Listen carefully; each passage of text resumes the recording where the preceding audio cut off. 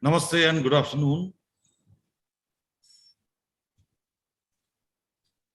On behalf of Sahitya Akademi, I heartily welcome you all to the Akademi's Webline literature series. Under this series, this afternoon we will have a symposium in English on Indian prose writing in English.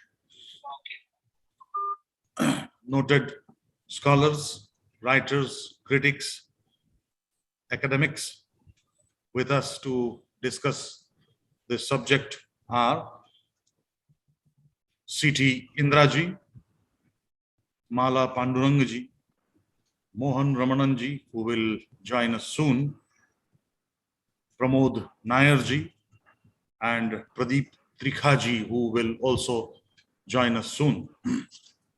And H. Kalpanaji will chair this symposium. To begin with, I will formally introduce all our respected participants. To all the literary connoisseurs who are watching us live on YouTube. Professor C.T. Indraji is a retired professor of English from the University of Madras, Chennai. Her interests are literary criticism and theory, translation and translation studies, hagiography, Sri Aurobindo's and the mother's writings. She has served on the language boards and jury of K.K. Birla Foundation for Saraswati Samman and Bharatiya Jnanapeeth Award. Indra ma'am, hearty welcome. Then I come to Professor Mala Pandurangaji, who is a professor, principal at Dr. B.M.N. College of Home Science, Mumbai. She is a postdoctoral fellow of the Alexander von Humboldt Foundation, Germany, and has been nominated as ambassador scientist to India for 2019 to 2022. She has also availed of short research grant visits to the universities of Osnabrück, Augsburg, Frankfurt, Potsdam, and Chemnitz through the sponsorship of the AVH. Her areas of research include post-colonial writing, diaspora theory, and gender studies. She is a member of the editorial board of the Journal of South Asian Diaspora and is series editor of Post-Colonial Lives. In 2012, she received the SNDT Women's University Maharshi Karve Utkrishta Shikshak Puraskar, that is Best Teacher Award, from the Governor of Maharashtra. Under her tenure, the Dr. B.M.N. College has been selected as a UGC Stride Center for Research Capacity Building 2020 to 2023.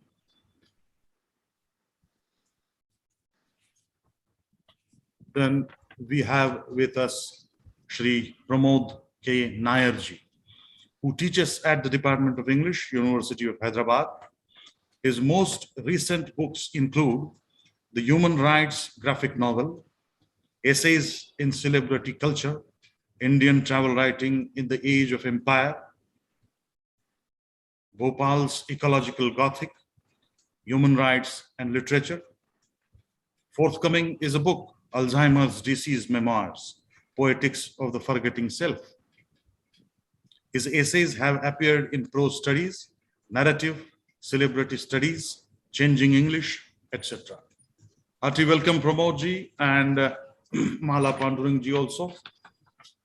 And Professor H. Kalpanaji, who chairs this symposium, is professor and head of the Department of English and head of Women's Cell at Pondicherry University.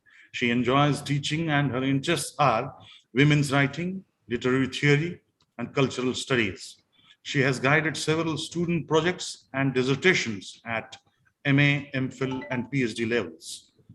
Throughout her academic career, she has steadily attended national and international conferences and seminars, as well as delivered talks at various universities in India.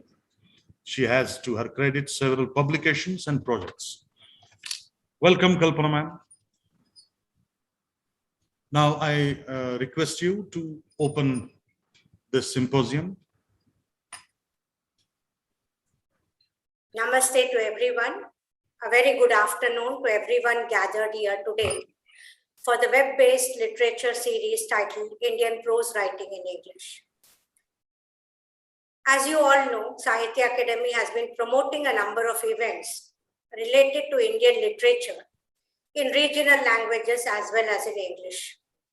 It is indeed a fitting topic taken up for discussion today, namely Indian prose writing in English.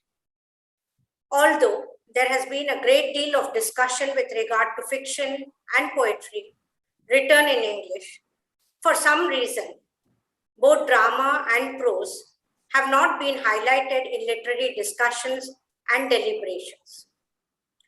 One can say that to some extent, maybe, drama too has been a focus of study, albeit not extensively. On the other hand, disappointingly enough, there have been no discussions nor full-fledged courses offered on Indian prose writing in English. Hence, I think it is a greatly relevant topic that the Academy has chosen for its virtual symposium today. It is also a matter of pride that I'm in the presence and amidst colleagues who have worked on Indian literature for a number of years. I feel humbled to be amidst such a scholarly, erudite group. I'm sure that today they would provide a glitter and shine to a subject that has been, if I can use the word, grey-washed. Let me take a moment to welcome each of them. They have all been introduced to you, but I think I would still like to, when Professor Mohan Ramnan is to speak, I will introduce him because he was not present at that moment. We will open the symposium by individual presentations, followed maybe by a short discussion. I would request each of the speakers to take maximum 15 minutes, not more than that. I think they know that it is 10 minutes, but I'm giving them an extended time of 15. And I will ping them just around 14 minutes so that they know they have 1 more minute to conclude their discussion. I will, after the discussions are done and the deliberations are done, do open for a short discussions before I conclude, in the sense that I would also be saying a small bit about the prose writing. We have been it is 10 minutes, but I'm giving them an extent. Let me begin by requesting Professor Sahitya Indira to make her presentation, please.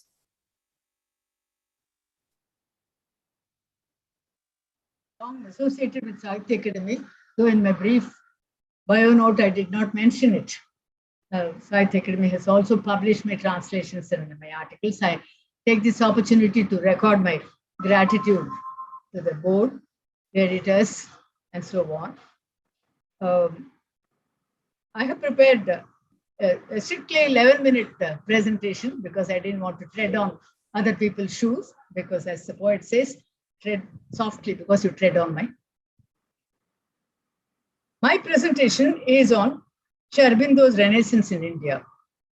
Dr. Madhav Pandurang regretted that in Indian English prose was not much discussed. There was a lot of hullabaloo about poetry, about drama and fiction particularly, and so on.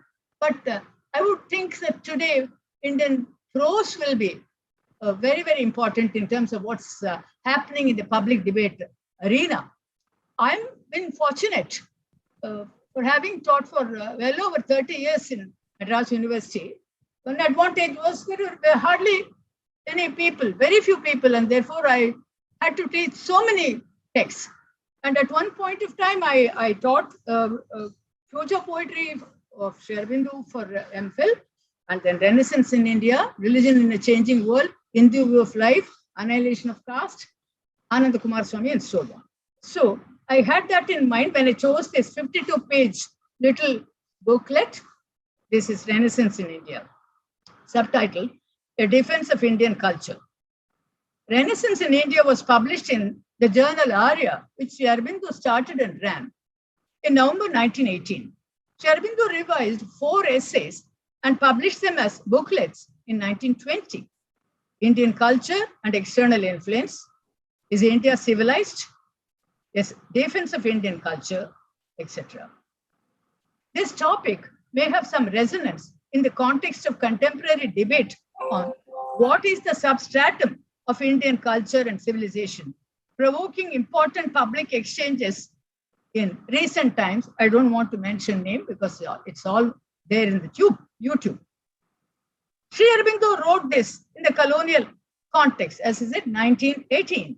But his idea of India's past and his vision of how the future of Indian civilization will pan out in an inclusive and some inclusive way is resoundingly relevant today, I should think. He could answer some colored, undigested, uninformed questions on India, both from without and from within. The core of his essay is a historical inquiry into the past of India, not in terms of dates and personalities and events, but in terms of what constituted an Indian thought and culture, which evolved into an astonishing civilization leading the world. In the process, he even went past sympathetic Indianists like James Cousins, they were contemporaries, and antithetical critics like William Archer. His fundamental task is to redefine the term Renaissance in Indian context. He positively refutes the Western idea of Renaissance. As English literature students, all of us focus so much on Renaissance, and affirmed that the process of Indian Renaissance was not at all going to be like European Renaissance, a seizure, quote, typical Aurobindonian sentence, a seizure of Christianized, Teutonized, feudalized Europe by the old Greco-Latin spirit and form, page 2. He considers the prospect of an Indian Renaissance occurring as closer in spirit to the Celtic movement of Ireland in late 19th and 20th century, an attempt to discover and return to the Celtic spirit and culture, eclipsing English influences. You may remember that I think June was something of the 150th year of W.B. Yeats, who just affiliated himself to the Celtic movement. However, Sri Aurobindo qualifies this analogy by redefining Indian civilization's encounter with an antithetical civilization like European culture. Colonial servitude had blinded the Indian mind to its spirit, which he images as the giant Shakti, page 2. In his time, he visualizes the Shakti breaking, quote, fraying bonds, tearing and snapping, and moving towards freedom in every realm and field.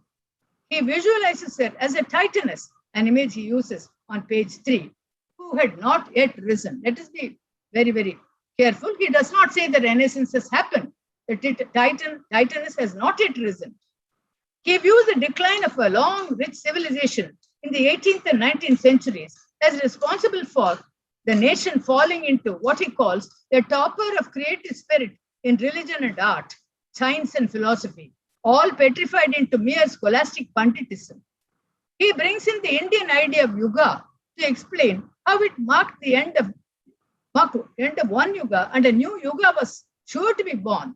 Like William Butler Yeats, Sri Aurobindo is fond of using the idea of spiral and the jaya. He doesn't use the metaphor jaya, but he uses the metaphor of descent and ascent. Indian psyche descended into a torpor, but was sure to start ascending, the signs of which he perceives in this essay. Sri Aurobindo describes admirably the dimension of Indian civilization, which spanned millennia, and prophesies that any renaissance must certainly partake of the magnificent facets, not to repeat them in the old, but to find new forms, new expression, new realizations in creativity, and conceptualizations and adaptations. Page 5. The core of Sri Aurobindo's exposition of what constituted Indian culture is stated firmly. 1. Her spirituality. It's not a life-denying one, but a life-affirming one. Secondly, her quality of stupendous vitality. Page 7. And importantly, joy of life. The many-sidedness of Indian civilization, he affirms by recalling how in every field she created prolifically. Thirdly, he points out that this superabundant energy was not marked by chaos, but a supreme sense of order, guided by her intellectuality and practical wisdom in every sphere of activity, creating Shastra for every field of knowledge. What was created was done out of a sense of dharma, be it medicine, be it rhetoric and grammar, astronomy, yoga, logic, rearing of horses, elephant training, astrology, name it. It was all taken to supreme height. Aurobindo underscores thus the principle of harmony. This is the phrase on page 11, the principle of harmony of Indian culture. He graphically presents the adverse effect of European impact on India as a kind of ebbing of the national spirit, leaving it limp and lying by the shore, waiting for resurrection and resustenance. I am thinking of the beached whales in modern shores, you see, which are waiting to be just pushed back into the sea. Part 2. Renaissance governed by the principle of spirituality. 1 second, I'll close the door.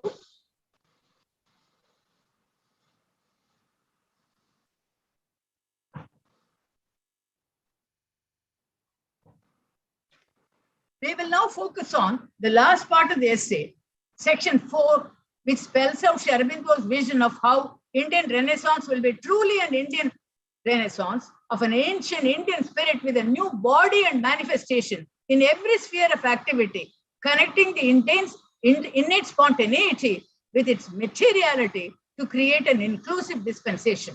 I'll present these points, these ideas in a bulleted form for want of time. 1. The Indian Renaissance is yet to be determined. 2. It will be a rebirth of the soul of India in a new body of energy, a new form of its innate and ancient spirit. Prajna Purana. More finally and integrally, the collective advance of the human race. He was the one who insisted on the collective advance of the human race. It will negate the binary of religion and intellectual activity. Next, earthly life is not a temporal vanity. Asceticism is only one aspect of Indian spirituality, never the whole tendency. Spirituality is much wider than any particular religion. He quotes memorably, he says, spirit without mind, spirit without body is not the type of man. Therefore, a human spirituality must not belittle the mind, life, or body, or hold them of no small account. Spirituality is not necessarily exclusive. It can be in its fullness and must be inclusive. Therefore, the kernel comes. The mental, the emotional, the aesthetic part of us too, or the expression of the spirit, things which too are the expression of the spirit, seeking in him for their divine values. Now, our values are skewed. Our values are driven by our ego, distortion and so on. They should be transformed into divine values by their growth, subtlety, flexibility, power, and intensity, and would be able to come nearer to the divine reality of the world. Next, spirituality takes them all and gives them a greater, diviner, more intimate sense. Coming to philosophy, he says, even the real value of philosophy is to prepare a basis for spiritual realization and the growing of the human being into his divine nature. Therefore, philosophy is not just a discursive kind of discipline, as in most Western universities. Coming to think of science, he says, a spiritualized culture will make room for new fields of research, new psychical sciences. On pages 49 and 50, he talks of three movements. 1, a framework of life within which man can seek for and grow into his real life and divinity. 2, an increasing emotional embodiment of the divine law of being. 3, a collective advance towards the light, power, peace, unity, and harmony of the divine nature of humanity, which the race is trying to evolve. Thus, this is in consonance with Sri Aurobindo's evolutionary philosophy and futuristic vision. Hence comes the statement, this and nothing more, but nothing less. This, in all its potentialities, is what we mean by a spiritual culture and the application of spirituality to life. by way of explanation, I would like to say spirituality is not a graceful decoration or a curio, like for instance, keeping a Nataraja image, dancing Nataraja image in a drawing room, in an otherwise westernized or rationalized existence and atmosphere. Share Aurobindo's global view. He says that Europe is also moving towards expression of its psyche. Both civilizations have committed mistakes, faltered, and have been misled into unhealthy exaggerations. That is, India praising itself, Europe praising itself, unhealthy exaggerations. But now slowly moving towards a saner direction, a sounder direction. On receiving modernity and assimilation, he says, we should be as faithful as free in our dealing with Indian spirit and modern influences. Correct what went wrong with us. Apply now spirituality on broader and freer lines. Be, if possible, it's a very important statement, be, if possible, more spiritual than our forefathers and admit Western science, reason, progressiveness, the essential modern ideas, but on the basis of our own way of life and assimilated to our spiritual aim and idea.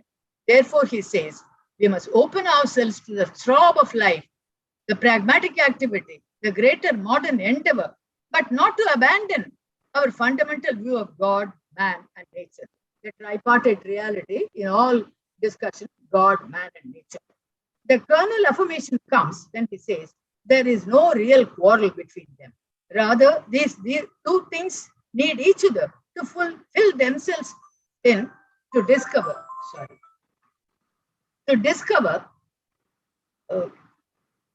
pragmatic, to discover, but not to abandon the fundamental view of God, man, and nature. And then this old quarrel, there is no quarrel between the two. The two things are needed to fulfill themselves and to discover their own implication, to awaken to the richest and completest significance. True spirituality rejects no new life, no new light, no added means of materials or our human self-development. India can develop herself and serve humanity, being herself and following the law of her own nature, not excessive religiosity. He reminds us that rishis were its illuminating life givers. The dwindling of spiritual impulse, the waning of the great ideal, the loss of the gust of life. The phrase he uses is the gust of life. This is the bane. The right remedy lives and lies in achieving amplitude. There lies India's destiny. If I have 1 minute, I would say that a word about Sri Aurobindo's prose. This prose is a product of his Cambridge classical education. And he was a great scholar of Greek and Latin and French and so on, Italian. And his innate poetic genius with an inexhaustible fount of thought and word. His syntax is so convoluted, but clearly structured. His imagery is startling, fresh, the tone calm and one of authority. Nazim Ezekiel, who was one of the chief architects of modernist poetry, he found Sri Aurobindo's prose unreadable, his poetry even worse. And so he wrote scathing criticism of Sri Aurobindo and dismissed him. He was at dismay, looking at Sri Aurobindo's English, because Nazim Ezekiel was strictly modernist. But now, after so many decades, we realize that it's a very Indian English prose is a very broad spectrum. So the standards vary. Sri Aurobindo's style involves complex sentences because of the perception and the vision. But the imagery of the ascent and descent, the ebb and the flow, the breaking of the language and creating new expressions, they're all, they just anticipate a readership which may be futuristic, and probably some who are interested might understand it. I once again thank the chairperson for giving me this time to complete this paper. I hope I have not tread on anybody else's shoes. Thank you so much. Thank you so much. Thank you. Thanks a lot. And it's a good thing that you begin with Sri Aurobindo. For somebody who is in Pondicherry, I think this augurs a good beginning. And I should say that especially the Renaissance in India was in fact an important work, because it was discussing not just the recovery of a past spiritual knowledge or experience, but it was also in some way providing this notion of modernity that could be a possible opening to Indian temperament and intellect. So I'm really thankful that you begin with Aurobindo. Let us hope that we have something to talk about at the end of the session again with regard to Aurobindo. Can I now request Professor Mala Pandurang to make her presentation with regard to the prose writing in Indian English? Thank you, Dr. Kalpana, and thank you to Sahitya Akademi for the privilege to speak among such distinguished scholars this afternoon.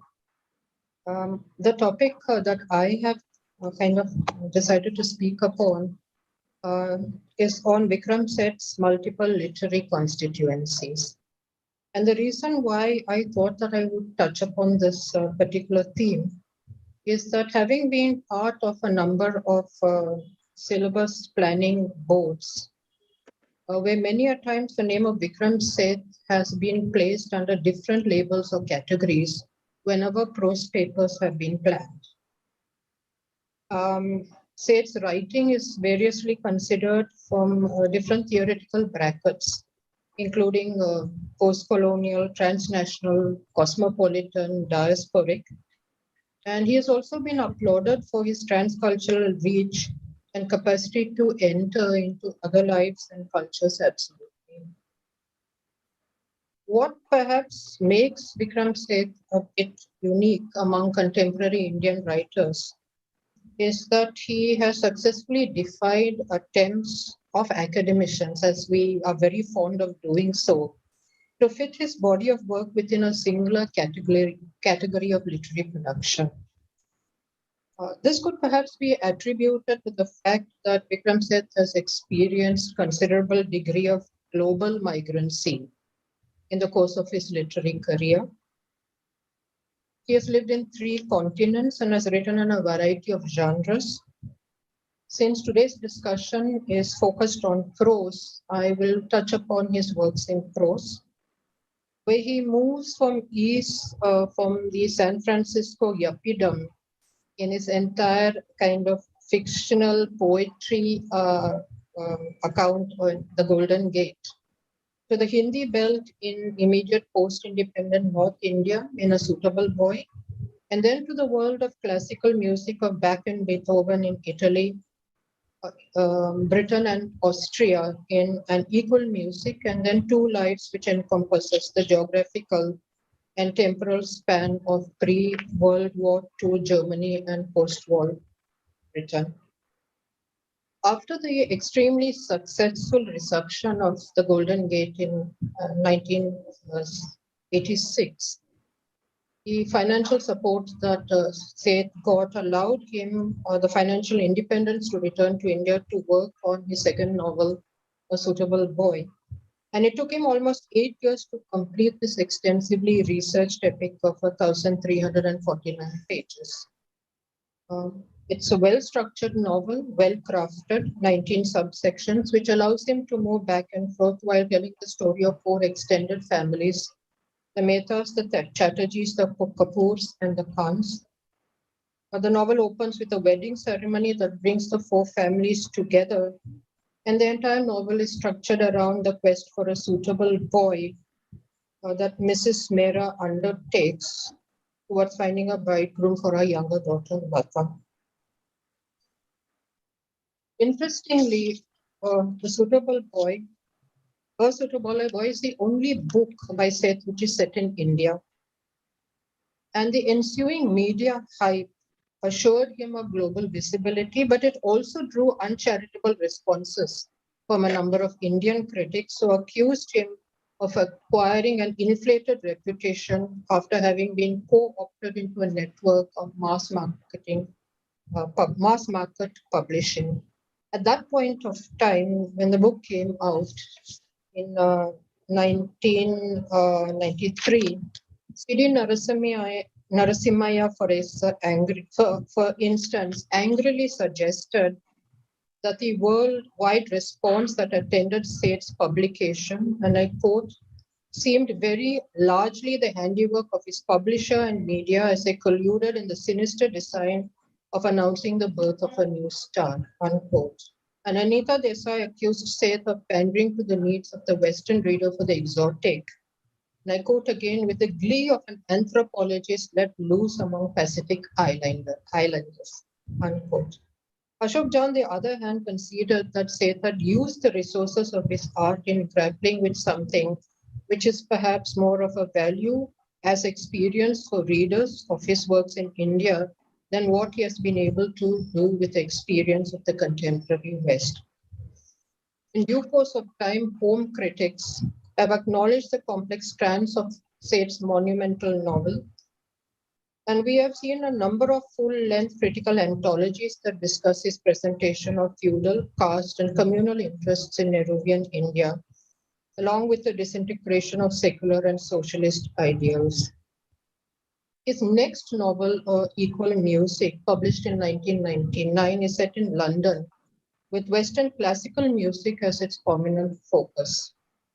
The world of the Hindustani Sangeet in A Suitable Boy makes way completely for the European classical circuit of Bach, Beethoven, Haydn, and Schubert.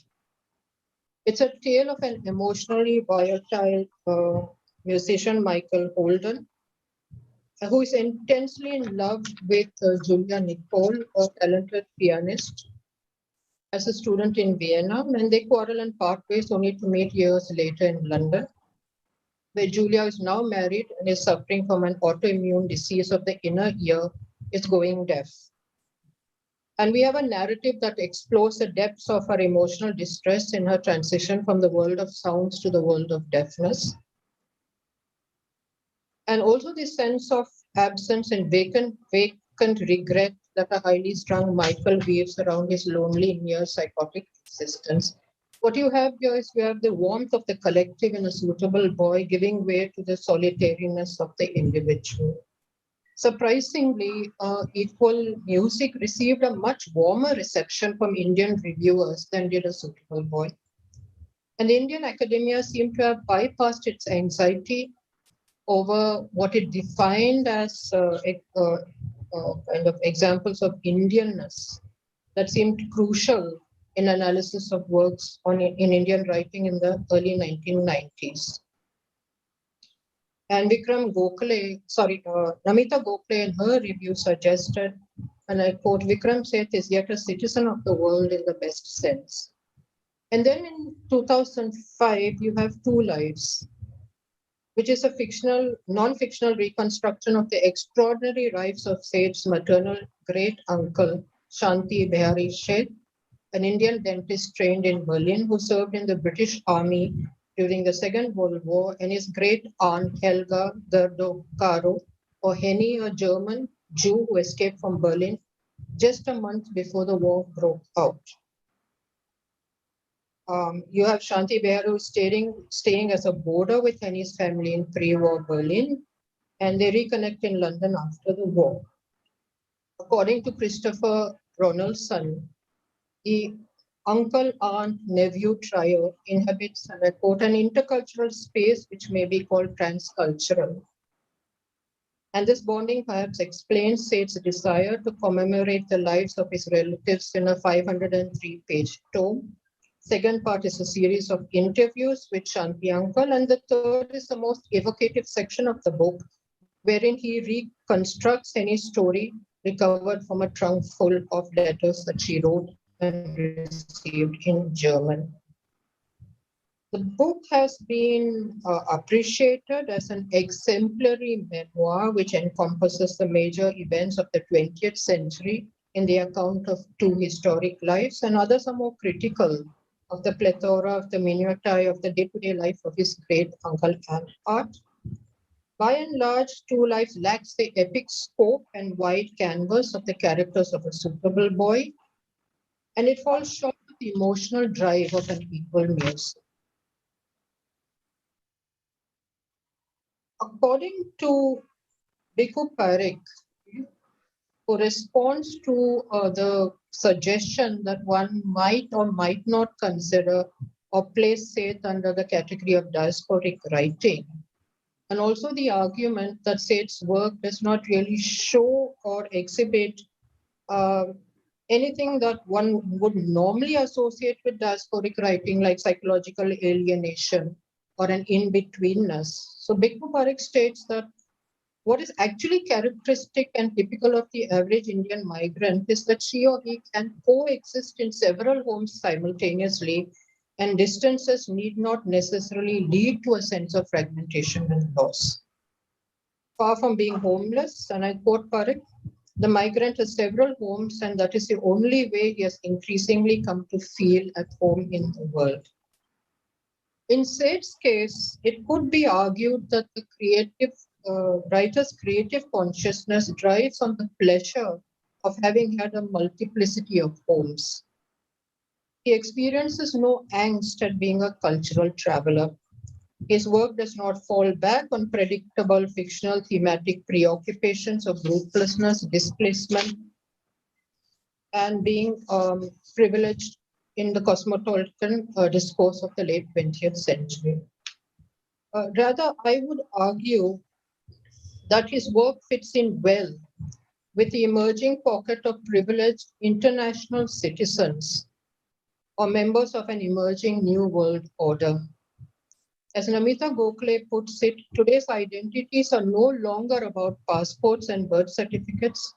In a world without barriers, you belong to where you are. His syncretic leanings and his multiple affiliations to multiple locations, in fact, invite the critic to explore alternate frames of reference while considering his oeuvre as a whole. Perhaps the term internationalized writing, for example, can be used in the context of his authorial worldview, which consciously addresses audiences beyond national boundaries. Ketu Katrak has used the term simultaneity of geography to the possibility of living here in the body and elsewhere in mind and imagination.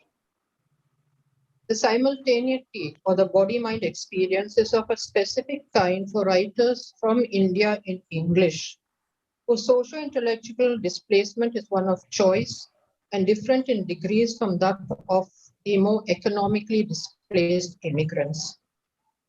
Hence, I would argue that Seth is able to present a realistic, non-mythical reconstruction of home in a suitable boy, in spite of the number of years he spent abroad. And then he goes on to write a story set in London, exclusively peopled by white British people in an equal music. His narratives do not convey the feeling of being trapped in an impossible in-betweenness, wherein he is denied the option of identifying with either an Indian or cosmopolitan worldview. The term transnational is frequently used in contemporary discourse to theorize the complex flow of cultures and emerging fluidities, which are a consequence of rapidly changing geopolitical and economic realities. And therefore, in conclusion, I would like to argue that it is important to understand that while this flow is undoubtedly multidirectional, it still remains dictated by the power of international capitalism. Vikram Seth's last two works, An Equal Music and Two Lives, had been written in the period of the liberalization of the Indian economy and can be read as laudable attempts to supersede the restrictive boundaries of nationalism. However, the fact still remains that Seth consciously refuses to discuss the complicated terms of transnationalism within a South-North paradigm. And therefore, to me, this will always remain an intruding factor in any assessment of his social commitment as an Indian writer with post-colonial roots. Thank you. Thank you, Mala, for that wonderful discussion about Vikram Seth.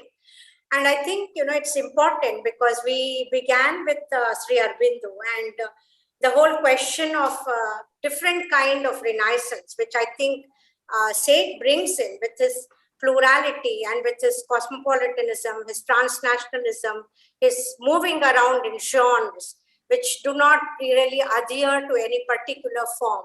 I think that is extremely interesting that he does that.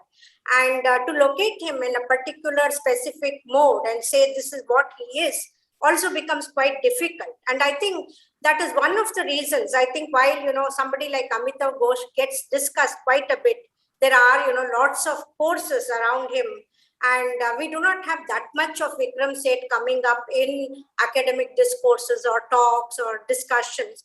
Probably it's very difficult to limit him somewhere. So I think it's interesting. Maybe at the end, if we do have time, we can deliberate a little bit on that.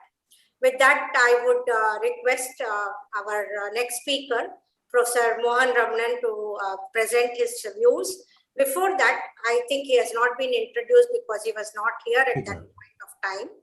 That Professor Mohan Ramnan is a retired professor of English from the University of Hyderabad in 2014 after nearly 40 years in the profession. He is the author of over 20 books and scores of articles that were published in forums, both in India and abroad. The subjects he has written on range from modern poetry and American literature to Indian writing in English. He has been a British Council scholar, Fulbright scholar, and a Montessori fellow. He has taught in Spain and USA and is lectured in several other countries.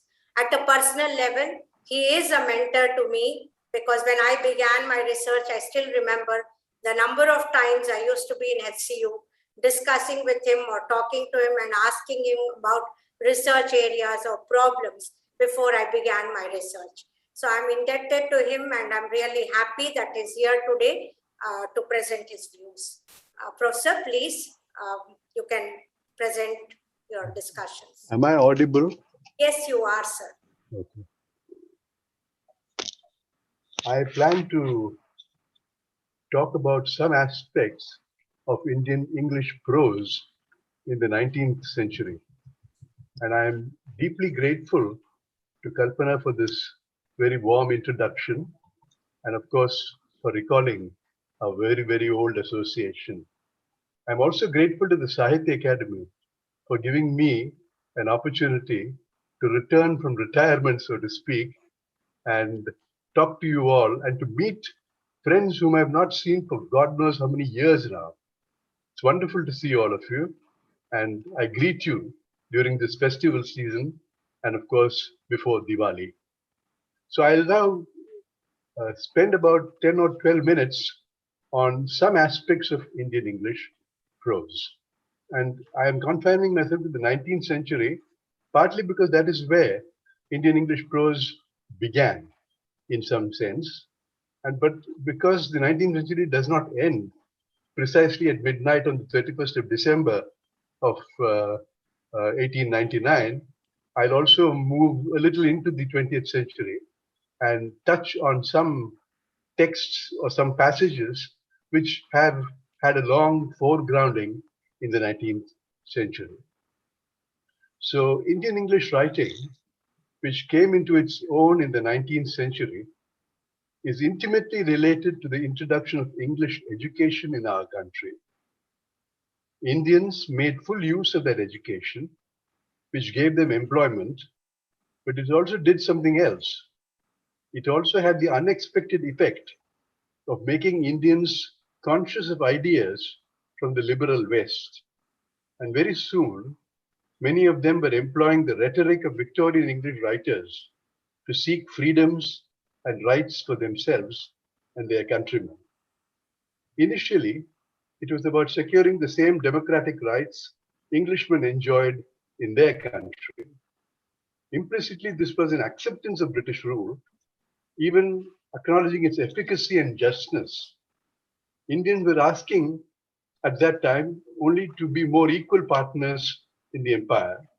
And to this end, they drafted petitions and made representations in English to the English rulers. But increasingly, as disappointment with British rule set in, Indians emulated Caliban, who learned language from his master only to be able to curse him with it. The language of Indians now was less and less accommodative, and instead of making constitutional pleas, they were aggressive and shrill, and asking for nothing less than the exit of the British from India. In the 19th century, which is the focus of this paper, we see more of the constitutional and reasonable rhetoric, but already then there are signs that this is about to change. Whatever the purpose of their writings, they were using the English language as though to the manner born, imbibing nuances, expressions, and the idiom of argument and polemics from Victorian writers. But political use of the language was only one aspect. Indians educated in English had become representatives of a budding national consciousness. It was natural that they should use the language to express pride in their country's ancient past, with the view to making sense of the present, where they found themselves a subject people. The usable past beckoned them, and in various ways they wrote about their history, not without being critical of practices which they were convinced had led to their country's subjugation. Thus we find Ram Mohan Roy and others like him going back to the Sanskrit scriptures to find that there was no sanction at all for the practice of sati or concremation and the evil practice of child marriage. They began using their liberal Western knowledge to advocate widow remarriage, raise the consent of age of consent for marriage, abolish sati, and plead for modern education. Roy used their ancient knowledge to reinterpret Vedanta, and he and the Brahmos initiated a reformist Hinduism. We also have a Swami Vivekananda going back to that past to reinterpret Hinduism in a more dynamic and active manner. So, along with the use of English for political and nationalist purposes, it was also used to interpret Indian culture and to press for social reform. English became, in one way or another, the window to modernity, but this modernity was informed by a healthy reinforcement of the values of India's ancient past, particularly for leadership in spiritual matters. English-educated Indians were impatient of practices which were backward-looking and superstitious, and looked forward to a modern nation with the liberal values which gave democracy meaning. Of course, this was not a straightforward business, and ideas of nationhood, culture, social reform, religion were highly contested. In fact, a perusal of the writings of some of these 19th century thinkers of India provides a good context for an understanding of our present day concerns, like the idea of India, the place of religion in our society, the meaning of secularism, caste, gender, and so on and so forth. Having outlined this background, I shall now focus on one major aspect of 19th century thought, that is the moderate consensus and its decline. This will entail references to Indian views of British rule, its efficacy and the opposite of that, and related to this, representations of India, her culture, and the need to revive her from her slumber. This in turn will also connect with contestations of the idea of the nation, the caste system, the Hindu-Muslim question, the condition of woman. It will not be possible to study every one of these aspects in detail, but only to touch on them even as I explore my main theme of the moderate consensus and its decline. The initial attitudes of Indians, men like Ram Mohan Roy, Dadabhai Nauroji, Keshav Chandra Sen, or Umesh Chandra Banerjee, was one of admiration for the empire and steadfast loyalty to it. Roy, for example, answered the queries put to him by a select committee of the British Parliament, and his candid answers at no point show any trace of suspicion of British intentions. He is a fellow laborer with the British in understanding the problems of India. Indeed, his 1823 letter to Lord Amherst is a classic example of a native, within quotes, promoting English education without a trace of the skepticism which later thinkers showed for the Macaulay-induced educational reforms. He says that he has no doubt that as the improvement of the native population is the object of the government, it will consequently promote a more liberal and enlightened system of instruction. This can only be done in English, he says, and the money originally put aside for Sanskrit education, which was best calculated to perpetuate ignorance and keep this country in darkness, should be used for the study of mathematics, natural philosophy, chemistry, anatomy, with other useful sciences. Roy was thus promoting modernity, which was attainable only with an English education. He was thus supporting what Bentinck and Macaulay in the 1832 education reforms proposed. Many of his Bhadraro Bengali compatriots were of the same way of thinking. Dadabhai Naoroji, in his earlier writings, was an unabashed admirer of the empire. He spoke eloquently of Englishmen like Lord Ripon and Professor Fawcett, Englishmen who had contributed immensely to his country. Ripon for him is the righteous, the maker and benefactor of a nation of hundreds of millions. He pays tribute to Fawcett for helping him to represent Indian problems in Parliament, speaking in that assembly, pleading the cause of hundreds of millions whom he had not seen, pleading as effectively as any of India's sons could ever do. Naoroji displays his affection for Englishmen whom he believed helped Britain rule our country in a fair and just manner.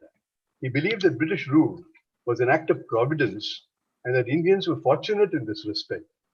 As Member of Parliament for Finsbury, the first Indian to become an MP, Naoroji in his maiden speech complimented Britain, and I quote, "It is the spirit of British institutions and the love and justice and freedom in British instincts which has produced this extraordinary result. And I stand here in the name of India to thank the British people that they have made it at all possible for an Indian to occupy this position and to speak freely in the English language of any grievance which India may be suffering under, with the conviction that though he stands alone with only one vote, whenever he is able to bring forward any aspiration and is supported by just and proper reasons, he will find a large number of other members from both sides of the House ready to support him and give him the justice he asks for." My God, that is the long sentence. Just can think of the orotund periods of this kind are typical of many Indians writing in English, and we can detect the impress of Gladstone and Disraeli in it. But the point is, Naoroji's warm praise for British institutions and his touching faith in their efficacy. One more example is from Bhumesh Chandra Banerjee, his presidential address to the Congress Conference. And here is what he says: "Much has been done by Great Britain for the benefit of India, and the entire country is grateful to her for it. She has given us order, she has given us railways, and above all, she has given us the inestimable blessing of Western education." Keshav Chandra Sen, during his visit to England, spoke of what he believed was England's duties to India. Because of England and Western education, the light of truth, he says, has dawned over 180 million people of our country. Every year, thousands and tens of thousands are casting away the fetters which have tied them for ages and confined them in the prison house of ignorance. They are endeavoring most conscientiously to vindicate the humanity which dwells within them. That scene is certainly encouraging, but to what is this great work owing, he asks. Undoubtedly, it is mainly owing to British energy and British enterprise and the exertions of that paternal government under whose care Providence in its inscrutable mercy has placed my great country. Sen then goes on to ask Britain to exert its utmost energy to exalt, purify, and regenerate India. Education, particularly of women, railways, telegraph services, irrigation, all await British initiatives. There is a free press, and people now read the several newspapers available. They have developed a taste for English literature, but practical training is what is required. Rewards in the form of advancement, giving Indians responsibility and opportunity. This way, the energies of India will find an outlet, and Indians will prove themselves as good as anyone else. Sen speaks in 1870 with a confident faith in British sense of fair play and justice. And this is typical of the 19th century English educated elite. But by the turn of the century, this was to change. Naoroji himself began speaking a different language, deploring un-British rule and propounding the drain theory. This was the view that British commercial interests had led to exploitation and bleeding of the Indian economy and given India few benefits. Tilak was to wryly comment that this grand old man at 82 was now telling his people that he was disillusioned with the British. in Tenets of the New Party, written in 1907, but representing eloquently the collapse of the 19th century moderate consensus on the benefits of British rule and paving the way for a more extremist Congress. Tilak wrote, Pax Britannica has been established in this country in order that a foreign government may exploit this country. That this is the effect of this Pax Britannica is being gradually realized in these days. It was an unhappy circumstance that it was not realized sooner. We believed in the benevolent intentions of the government, but in politics, there is no benevolence. Benevolence is used to sugarcoat the declarations of self-interest. And we were in those days deceived by the apparent benevolent intentions under which rampant self-interest was conceived. But now we know better. Though, as Tilak points out, an influential leader like Gokhale is still not convinced and is willing to wait for 80 more years to realize it. Tilak argued that he would not petition the British for rights, but would take it from them. And he says, I'll take the half they give me and then try for the remainder. He scoffed at the moderates in Congress who continued to place faith in constitutional methods, discussion, and writing of petitions. Tilak advocated non-cooperation and boycott even before Gandhi arrived on the scene. Tilak was supported by Sri Aurobindo, who before he turned to spirituality was a fiery extremist congressman. In the late 1890s, Sri Aurobindo wrote a representative essay, New Lamps for Old, where he speaks caustically of those who are enamored of the British Constitution. It is an indictment of the moderate position and is on Tilak's side.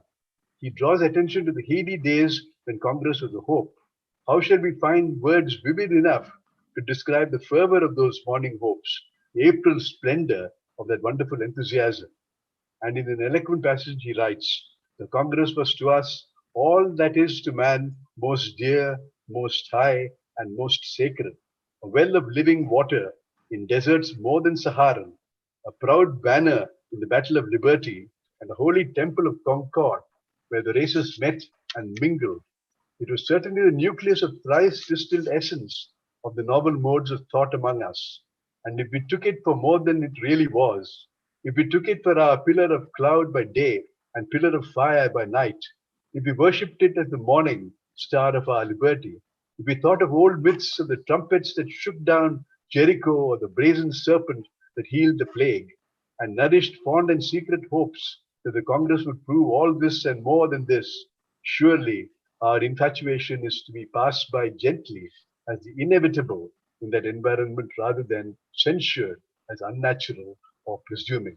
Let's look at the soaring language in the biblical references, a characteristic Sri Aurobindo's prose in his writings and more so in his latest spiritual forays is going to make a make full use of. Before he became a spiritual giant, he was a political activist. And this comes through in his Bhavani Mandir, which takes its inspiration from Bankim Chandra and Swami Vivekananda, and of course Ramakrishna. He affirms the need for a brotherhood devoted to the Holy Mother, who was Mother India, the mother of strength. Strength then and again strength is the need of our race. But it is strength we desire. How shall we gain it if we do not adore the mother of strength? Like Japan, we must become spiritually energized. To be born again is to revive the Brahma in us. A new order of brahmacharis who are karma yogins, devoted to the country, will need to be created. He draws up a blueprint for regeneration and an order which will help India regain her spiritual energy. Shakti is what we need to revive the country. And he goes on to say, but what is a nation? What is our mother country? It is not a piece of earth, not a figure of speech, not a fiction of the mind. It is the mighty Shakti, composed of the Shaktis of all the millions of units that make up the nation, just as Bhavani Mahisha Mardini sprang up into being from the Shakti of all the millions of gods, assembled in one mass of force and welded into unity. The Shakti we call India, Bhavani Bharati, is the living unity of the Shaktis of 300 million people, but she is inactive, imprisoned in the magic circle of tamas, the self-indulgent inertia and ignorance of her sons. To get rid of tamas, we have but to wake the Brahma within. The discerning reader will detect in this passage an anticipation of certain elements of the modern Hindu right. Sri Aurobindo wrote this piece in 1905 in the aftermath of the partition of Bengal and after Swami Vivekananda had passed on. But I think he could not have made this connection with the nation with the mother if Swami Vivekananda of the most ancient order of monks and in the name of the mother of religions. Swami Vivekananda's speeches, where he reinterpreted the great Hindu religion creatively as an active dynamic force, was also an implied call to his countrymen to awake and arise from their tamasic slumber and to express their energy. His man-making religion was also called the liberation of India from her shackles. I should refrain from quoting the Swami to the point that when he began his address to others of America, he was greeted by prolonged ovation. It was an ovation for India herself. India had, in a sense, come into her own. So, we have our educated Indians using the English language for seeking a place for themselves and their countrymen within the empire. There is praise for British rule, which is seen as an act of providence. This moderate consensus breaks down, and we have an extremist Congress led by Tilak and Sri Aurobindo, who are against the likes of Dadabhai and Firoz Mehta and Gokhale. Incidentally, both Mehta and Gokhale and the Right Honorable Srinivasa Shastri, the latter's disciple, used the language exceptionally well. And they called for Swaraj, or total freedom from British rule. The cracks in the national movement are seen in the Congress splitting in 1907 between the old moderates and the new extremists. In the meanwhile, outside the realm of politics, there is social reform, which is asked for by practically everyone. As I mentioned earlier, Roy and Sen are against sati and child marriages and for the introduction of English education to raise the condition of the country. Swami Vivekananda is willing to exchange India's spiritual knowledge for Western material help to lift his people from poverty. You can't talk to a man on an empty stomach about God, he says. While the moderates were making their petitions and India was being represented as a spiritual entity with Hinduism as its woof and walk, there was another aspect of the nation being talked about.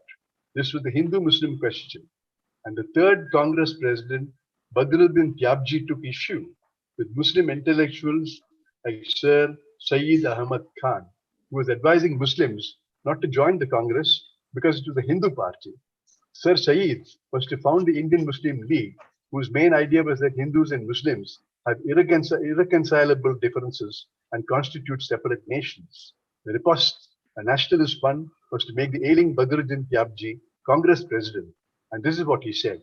I must honestly confess to you that one great motive which has induced me, in the present state of my health, to undertake the grave responsibilities of presiding over your deliberations has been an earnest desire to prove that I, at least, not in my individual capacity, but as representing the Anjuman-e-Islam of Bombay, do not consider that there is anything whatever in the position of the relations of the different communities of India, be they Hindus, Muslims, Parsis, or Christians, which should induce the leaders of any one community to stand aloof from the others in their efforts to obtain these great reforms, those great general rights which are for the common benefit of us all, which I feel assured have only to be earnestly and unanimously pressed upon the government to be granted to us.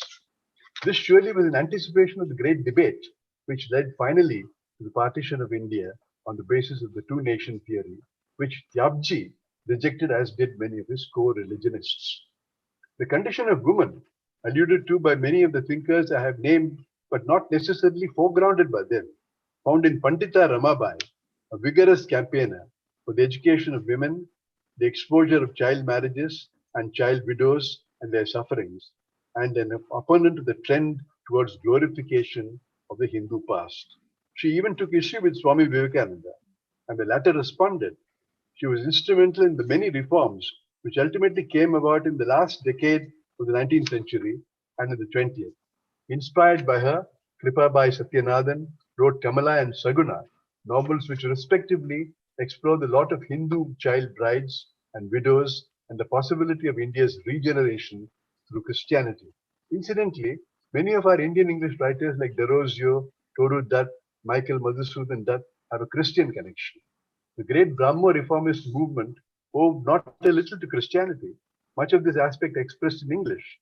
it is not irrelevant to point out that the emphasis on India's spiritual past, its Hindu or Sanatana basis, was a direct reply to the missionaries and the converted Christian elite.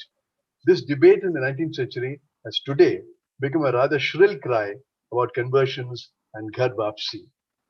Time does not allow me to explore in detail the thought of the early Gandhi, whose days in South Africa were the training ground for his use of Satyagraha in the national struggle. Hind Swaraj appeared in 1908, but it had a long foregrounding in the earlier decades in South Africa. Suffice it to point out that in contrast to the soaring rhetoric of some of the writers I have considered, Gandhi wrote a plain style. He does not believe in ornamentation and poetic flights, but uses the language in a simple and austere manner. In him, the style is the man. Something similar can be said of C. Rajagopalachari, whose early writings are characterized with the same sharpness and dry wit for which he is justly famous. If the Bengali Bhadralok led the way in the north, in the south, educated Madras-based intellectuals were prominent in discussions of the nation, culture, reform, and among them I would at random include B.S. Srinivasa Shastri, C.P. Ramaswamy Iyer, P.S. Shivaswamy Iyer, and Satyamurthy. This is not a comprehensive list, only an indicated one. Nehru is a prose writer of distinction, but his main writings were in the 20th century. It would not be unfair to him to point out that he was made possible by the stalwarts who preceded him, something he, a historian, would himself appreciate.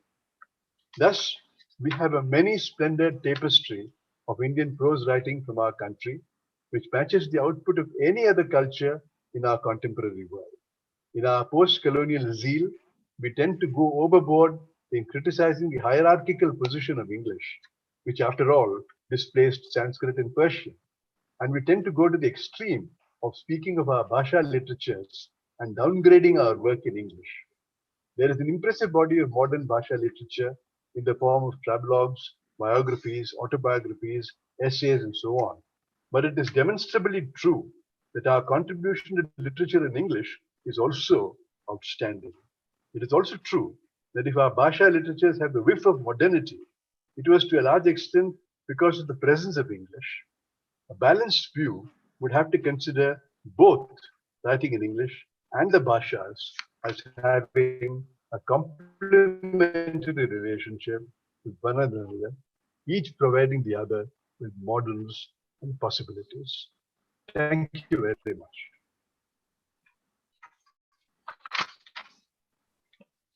Thank you, Professor Ramnan. That was indeed a journey through a lot of prose. I must thank you for that. Can you hear me, sir? Yes, I thank you, sir. I thank you, sir. It was wonderful to hear you, and the rich tapestry that you wove of prose writing from somewhere around the 19th century just up to the 20th was wonderful. And I think you are right that we need to have a very balanced view. And it is also important because these writings, to a large extent, which I think many of us do not recognize, talked about a large number of social issues, especially which we talk even today about, like something like equality, freedom, liberty. These are points that were pondered at that time. They're pondered maybe in a different way now. And the way the language was utilized, which of course, as you very correctly pointed out, was at the very beginning maybe very imitative. But by the time it spread over and it moved, I think there had been a tone of resistance that did come into the writings. I thank you for this wonderful discourse. And I now invite Professor Pramod Nair for his presentation, please. Thank you, Sahitya Akademi. First, all the speakers on the panel, Sakalpana, chair of the session, and of course, special thanks to Professor Ramnan for a scene-setting essay, shall we say, on what the 19th century Indian prose formation, the genesis, was about. My work also looks at the 19th century, a different genre. For reasons I don't want to go into great detail, a genre that has been surviving for a very long time and yet seems peripheral in terms of how they get studied.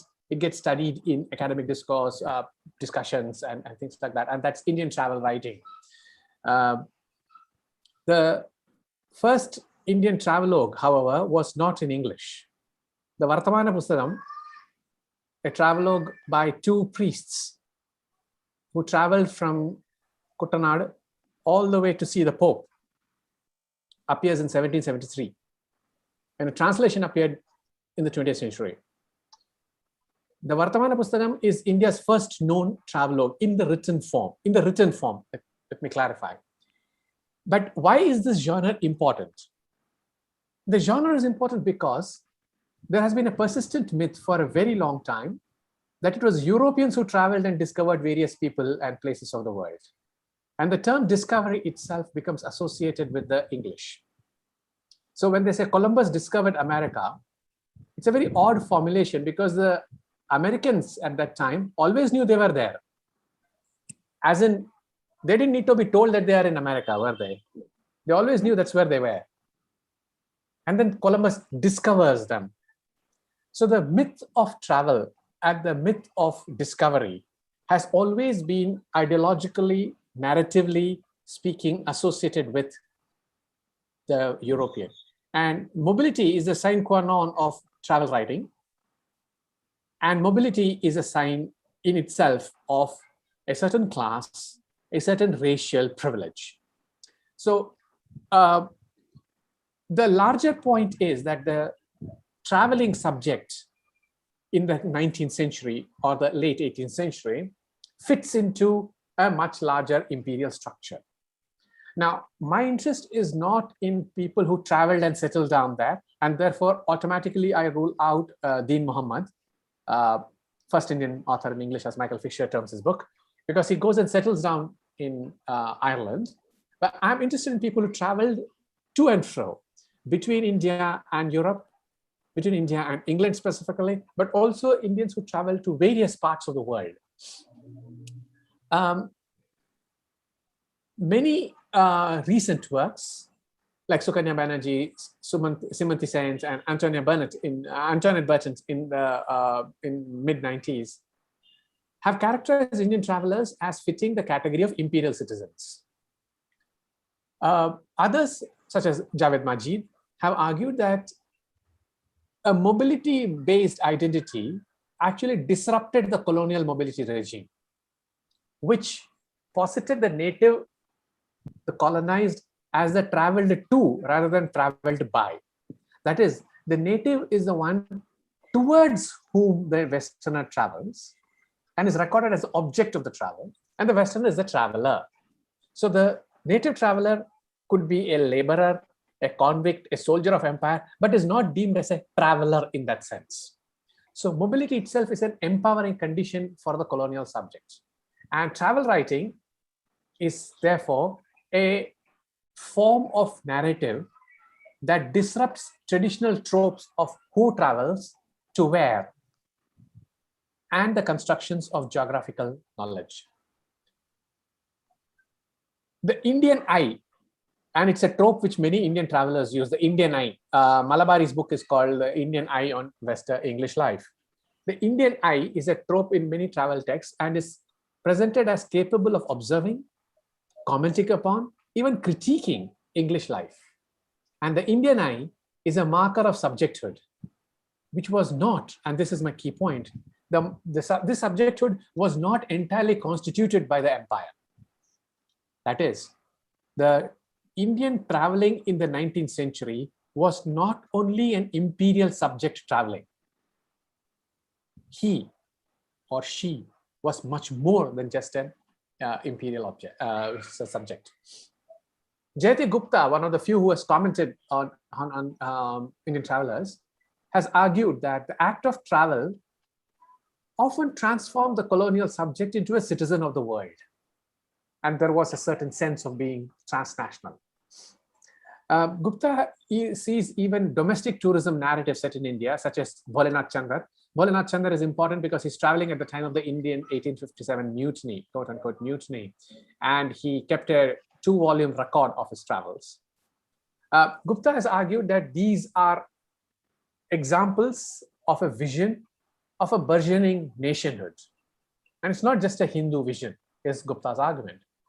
So travel and travel writing was an exploration of the interiority of the colonial subject, but it's a little more than just that. The travels, and this is the second point, deterritorialized the travelers as Indian or British, as Anglophile Indians or the Indian Britain, or the Bengali Indian Britain, or all sorts of such hybrid possibilities. Professor Ramanan's talk underscored the significance of people like Raja Ram Mohan Roy and how they respond to the imperial structure and imperial ideology. And this point that Professor Ramanan made about how the natives respond to can also be discerned through a reading of these travel texts, because very few of them reduced themselves to just imperial subjects. There was a lot more. Now you can think of shipbuilders like Jahangir Nauroji and Hirji Boy Merwanji, who went to England to study shipbuilding. Then there were princes and kings who were on a leisure tour of Europe. The Raja of Kolhapur, Jagatjit Singh, the Raja of Kapurthala. There were people who spent some time as students in England. Rakhaldas Haldar and Romesh Chandra Dutt are two examples. Journalists who went on trips to Europe, G. Parmeshwaran Pillai is one. Incidentally, G. Parmeshwaran Pillai's text was reprinted by the Sahitya Akademi some time ago, edited by Makarand Paranjpe. Then there were people who were employed in specific colonial projects, such as the colonial exhibition, A.L. Roy. There were judicial service officers like Lala Baidyanath. Many of them also incidentally went on a round the world tour: Australia, New Zealand, Ceylon, Japan, the US, and Europe. And the best example of this would be Rabindranath Tagore. Gurudev had separate travelogues on Russia, the Middle East, Japan, Southeast Asia, and Euro-America. And the Tagore collection is also being reprinted now. Others, such as Romesh Chandra Dutt, explored England, but they also, like I said, went on short trips to Paris, Germany, and Switzerland, and other places. The imperial subject traveler arrives in England eager to see the land. In many cases, they begin by saying, we want to see the land of the master, within quotes, as some termed England. The traveler is awestruck at London's crowds, its busy life, its museums, its countryside, their transport systems.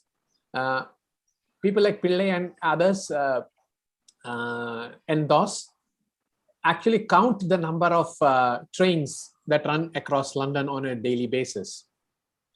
When traveling through Europe, they also pay particular attention to the natural landscape, but also the people and cultural practices, their dress codes, museums. There are some hilarious moments. Lala Baidyanath, for instance, goes out wearing his full native costume, including the very tall pagdi. And the English passers stop to look at him, and he's very pleased with himself, that he's the subject of such scrutiny. And he says, you know what, I'm the cynosure of all eyes. And he's so proud of the fact that he's such a major attraction. And the Raja of Kolhapur, being a Raja, an ego larger than the sun, he visits Oxford. And he enters the Senate room of the university, and the entire audience stands up. And he's so pleased that they all stand up for him. Actually, it was not for him that they stood up. The Senate had walked in. But the Raja of Kolhapur is proud enough of the fact that he was attracting this kind of attention. Then he goes to see a railway carriage manufacturing unit. And he says, I like the fact that they manufacture such trains, but I did not buy any. He was wealthy enough to buy an entire train. And he's expressing considerable restraint by not buying a train and shipping it from England to India. This, mind you, is the 1870s. So think of the wealth of these people. So they begin their journey as awestruck imperial subjects, and they seek nothing more than a sight of England. But slowly, over their journey and through their narrative, the Indian traveler alters this identity. The state of wide-eyed wonder at familiar England and New England changes. Now, why familiar England? One of the arguments I make is the enchantment of England for the Indian traveling there is informed enchantment. By informed enchantment, I mean the traveler arrives there ready to be enchanted.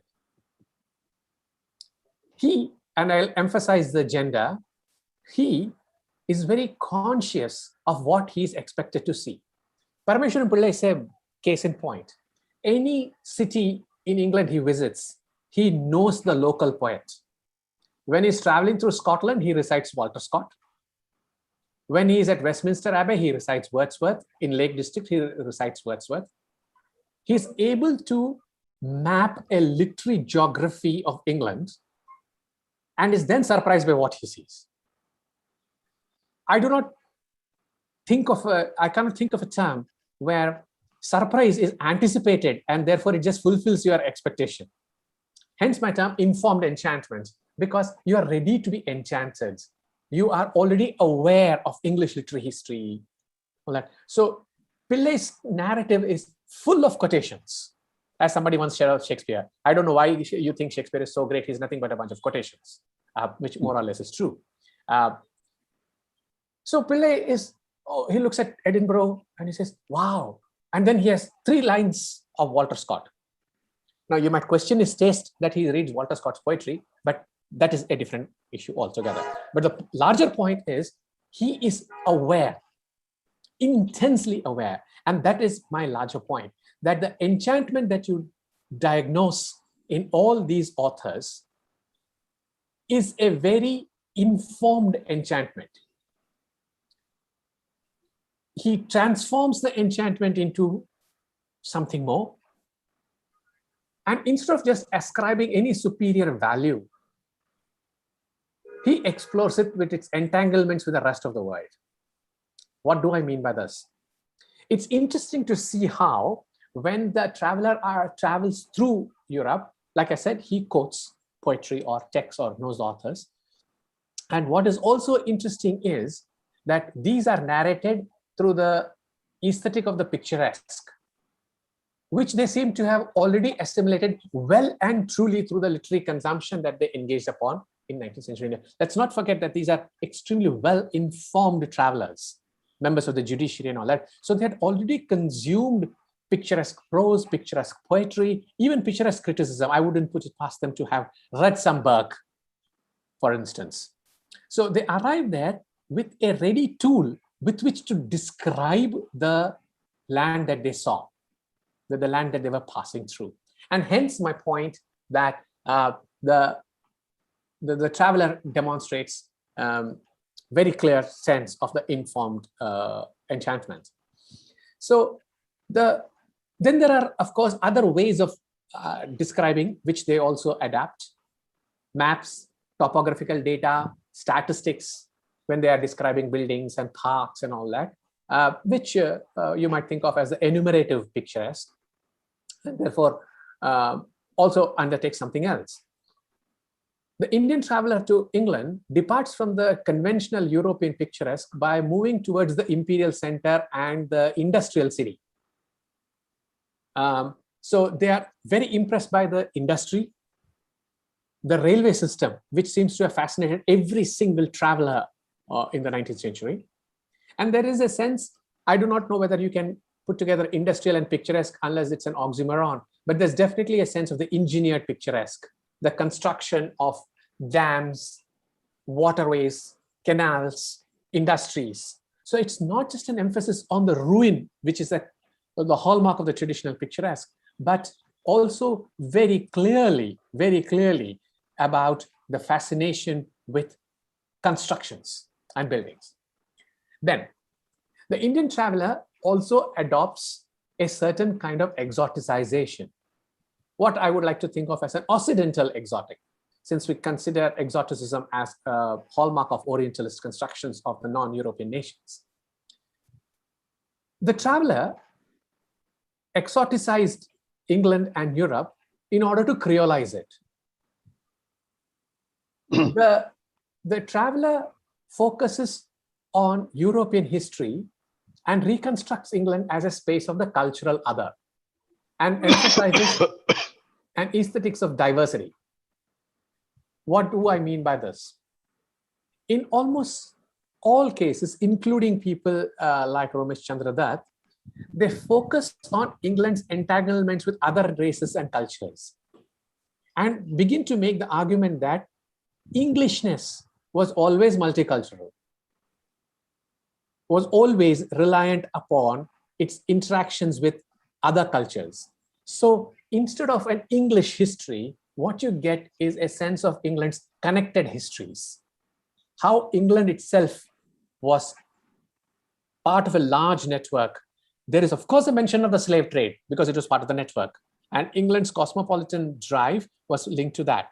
The second would be England's moral humanitarian, moral imperialism, which resulted in the civilizational mission in several parts of the world, including India, was also part of its network. William Wilberforce, William Carey, and others writing about the civilizational mission were also reconstituting England in a certain way.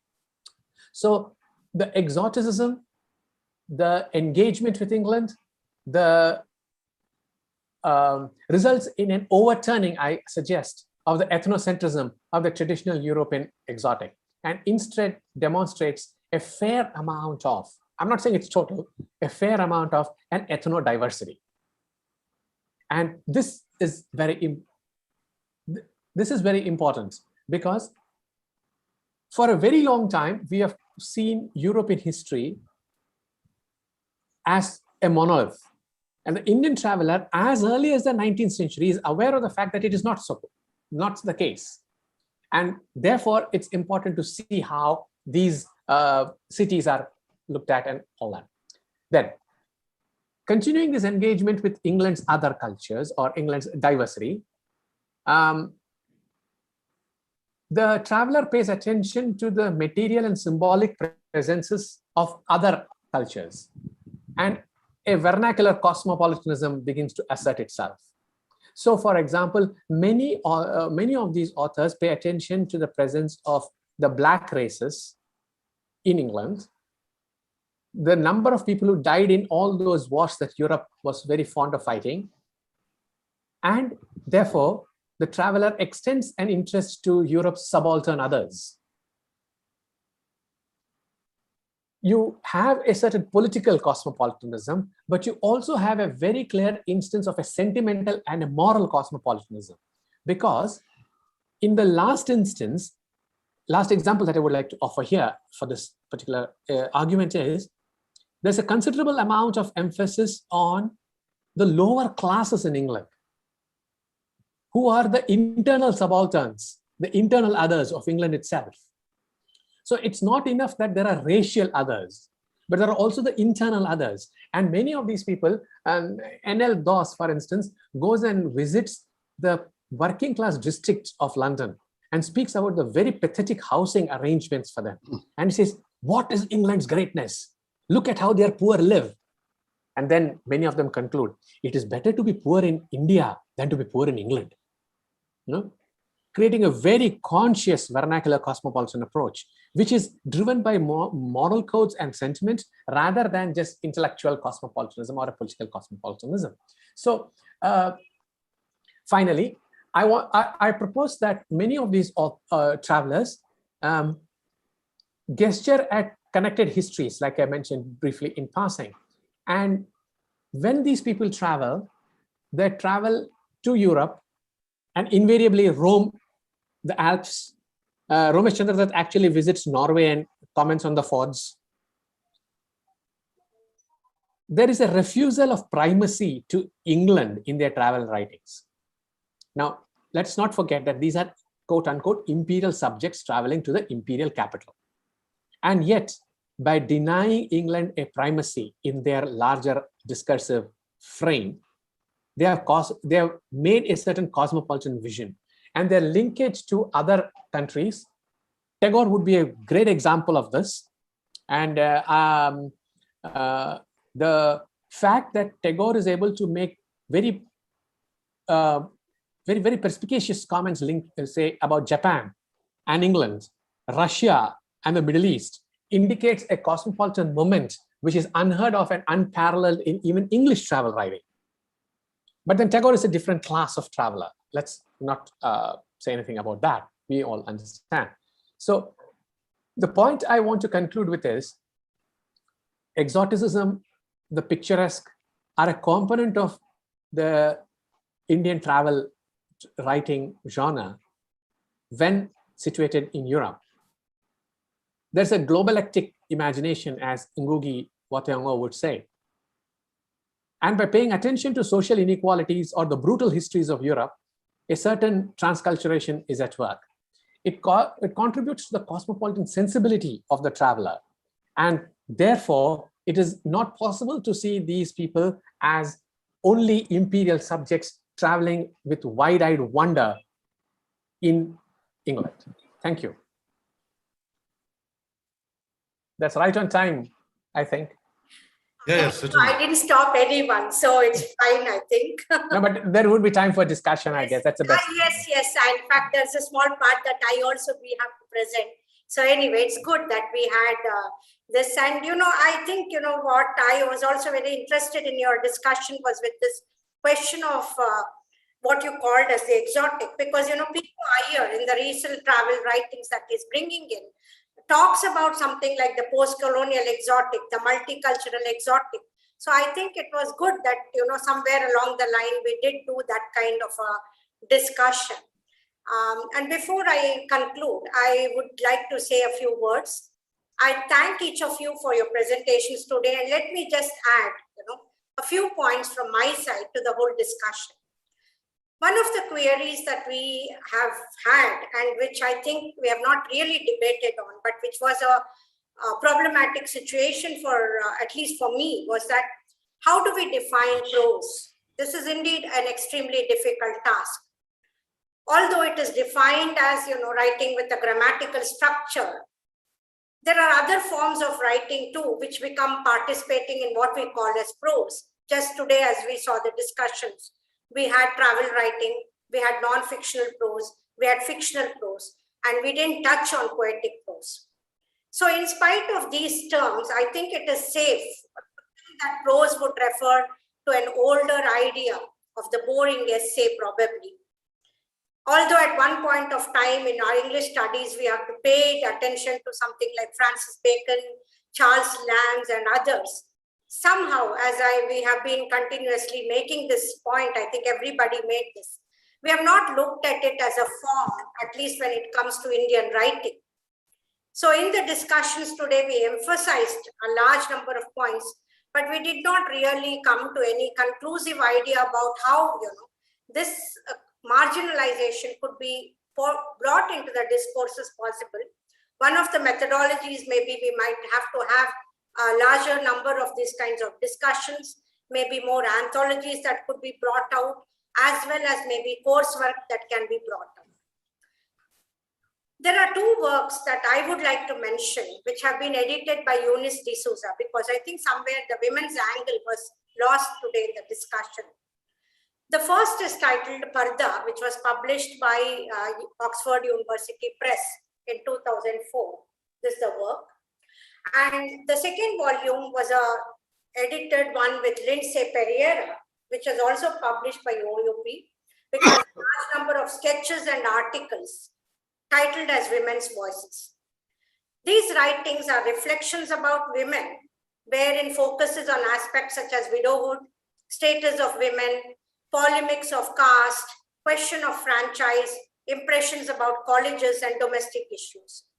One of the essays that I particularly would like to just point out to you is the essay by Kamala Devi Chattopadhyaya, which is an essay on imperialism and class struggle, which comes from a work, The Awakening of Indian Women.